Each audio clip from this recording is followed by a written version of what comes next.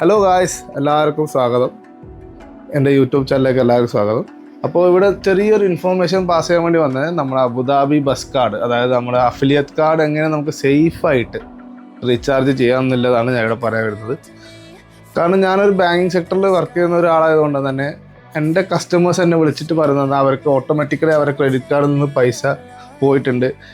എങ്ങനെയാണ് പോയെന്ന് അറിയില്ല, അവരെവിടെയോ അവരെ കാർഡ് ഉപയോഗിച്ചിട്ടില്ല, അവരാർക്കും പിൻ നമ്പർ പറഞ്ഞു കൊടുത്തിട്ടില്ല, പക്ഷേ അവർ അക്കൗണ്ടിൽ നിന്ന് പൈസ പോയി. അപ്പോൾ നമ്മൾ ചോദിക്കുമ്പോൾ അവർ പറയുന്ന ഒരു കാരണം എന്ന് വെച്ചാൽ അവർ ബസ് കാർഡ് റീചാർജ് ചെയ്തു, അതിന് ശേഷമാണ് ഇങ്ങനെ സംഭവിക്കുന്നത്.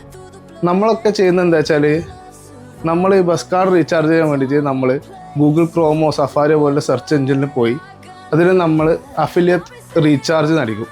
അപ്പോൾ അതിൽ വരുന്ന ആദ്യത്തെ സൈറ്റ്, അത് ഏത് സൈറ്റാണ്, ഇത് എന്ത് സൈറ്റാണെന്ന് നമുക്ക് പോലും അറിയില്ല.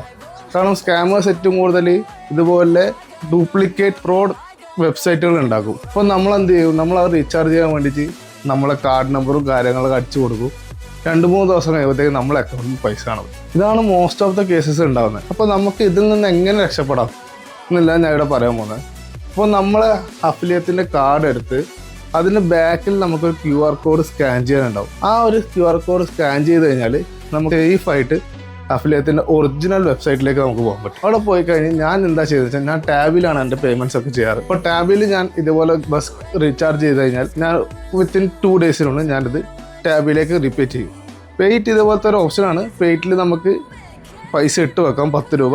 അതിനുശേഷം നമ്മൾ റീചാർജ് ഇതുപോലെ നമുക്ക് പേയ്മെൻറ്റ് ഓപ്ഷൻ വരുമ്പം നമുക്ക് പെയ്റ്റ് ഉണ്ട്, ഗൂഗിൾ പേ ഉണ്ട്. അപ്പോൾ ഗൂഗിൾ പേ ആണ് നമ്മൾ ടാബിലേക്ക് പോവുക. അപ്പോൾ ഇതാണ് ഏറ്റവും safest way of recharging the affiliate card.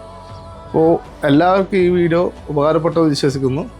അപ്പോൾ ഇനി നിങ്ങളും ഇതേപോലെ സ്കാമിൽ നിന്ന് ഒഴിവാണെങ്കിൽ ഇതുപോലെ റീചാർജ് ചെയ്യുക. ഒരിക്കലും വെബ്സൈറ്റിൽ ഏത് സെർച്ച് എഞ്ചിനിൽ പോയിട്ട് അഫിലിയേറ്റ് റീചാർജ് അടിക്കാതെ ഡയറക്റ്റ് നമ്മളെ കാർഡ് എടുത്ത് അതിൻ്റെ ബാക്കിലേക്ക് QR കോഡ് സ്കാൻ ചെയ്ത് ആ വെബ്സൈറ്റിലേക്ക് കയറുക. അപ്പോൾ എൻ്റെ വീഡിയോ കണ്ട എല്ലാവർക്കും നന്ദി. ഇനി അടുത്ത വീഡിയോ കാണാം.